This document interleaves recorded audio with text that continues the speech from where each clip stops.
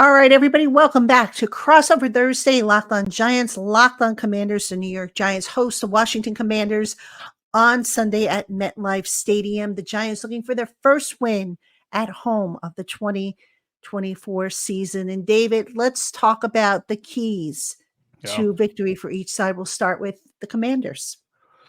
Yeah, I think the three things that the Washington Commanders have to do is counter that Giants pass rush. You just mentioned it. Look, they're not blitzing a lot, but they're bringing four-man rushes a lot more often.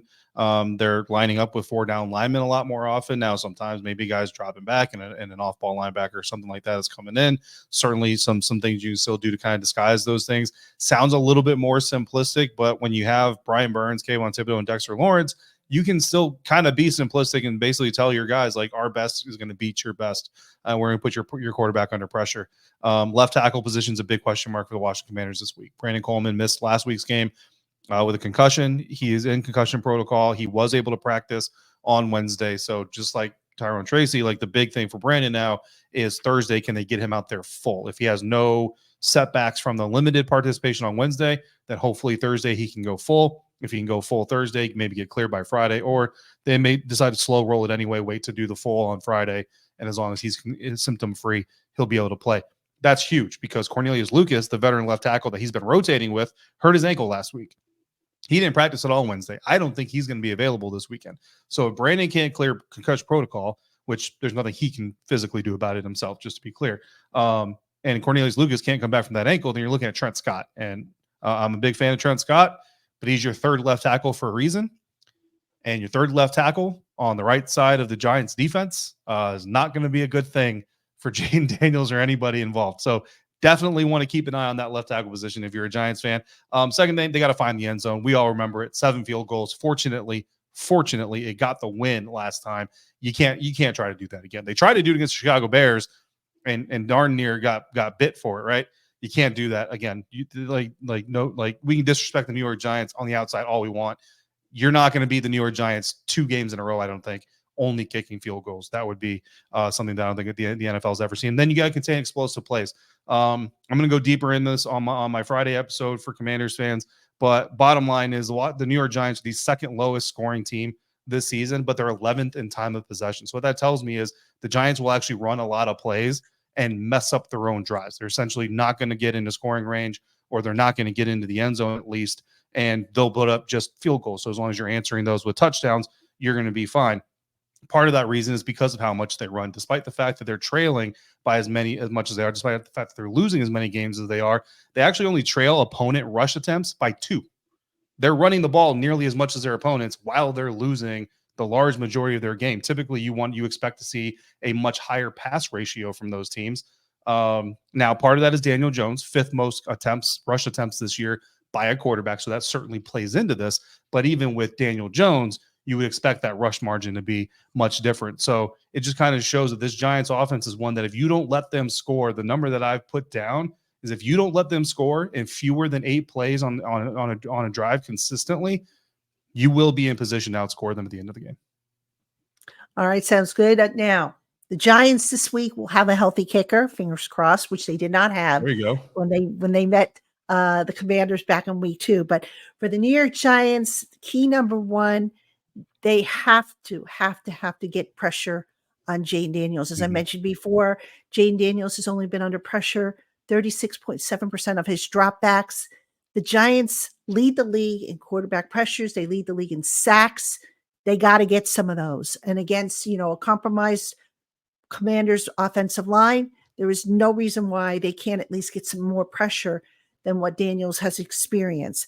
The second thing, and I mentioned this also at the top of the program, but I'll mention it again, they've got to stop the run. The Commanders have, I think, the 3rd best rushing offense.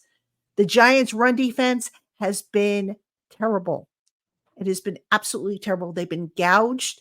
And I think it's like 3 or 4 weeks now in a row that they have given up over 100 yards. Twice this season, they've given over 200 yards on the ground. We all know that with the Commanders, I think averaging over 5.6 yards per game, that creates a lot of short yardage situations. So you cannot give the Commanders options on second down, on third down by letting them, run crazy. So that's got to be a priority. And then the other thing, my audience is probably going to say, here she goes again with the Daniel Jones hate. But folks, it's true. Daniel Jones has got to start playing about the X's and O's. Yeah. We all saw it on Monday night. Daniel Jones throws with no anticipation. Daniel Jones, in the big moments of that game against the Steelers, he had 2 opportunities to rise above, put the team on his shoulders and carry them over the finish line, and he didn't. Yeah. And, you just can't have that kind of play week in and week out. At some point, the quarterback has to rise to the occasion. And unfortunately, he just hasn't been able to do that. Now, I don't know if it's because, he's nursing something that they're not telling us. I don't know if it's a lack of confidence. I don't know what it is, but it's quite frustrating when you watch him play quarterback and then you see some of these other young quarterbacks around the league or these more established quarterbacks and you say, gosh, wouldn't it be nice to have that? So, the Giants got to get better quarterback play. And then I'll mention one last thing, if I could.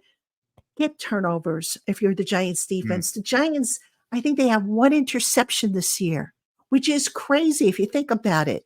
Look, special teams is not flipping the field for the Giants, not giving them advantageous starting field possession.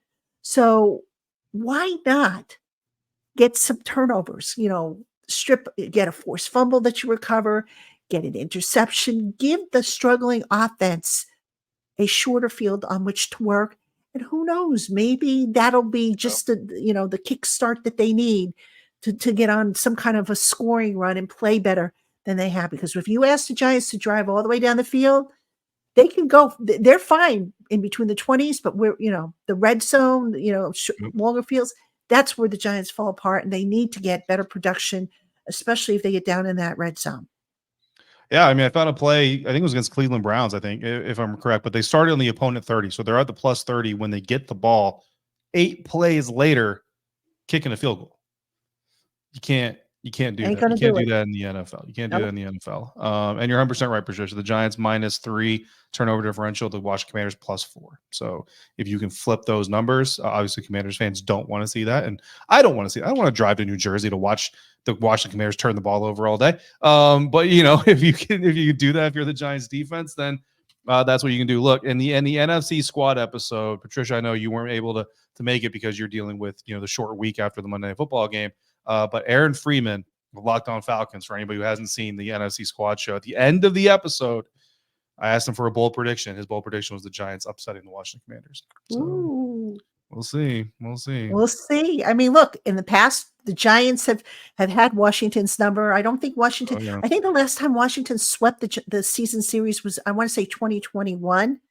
But for the most part, the Giants have had success against Washington. Then again, this is not your grandfather's Washington Commanders team. This is a much, much better team with a better quarterback, better coaching, just all around better. And, you can't, if you're a Giant fan, you can't sit there and say, this is a gimme game. And it's not, folks. It definitely is not.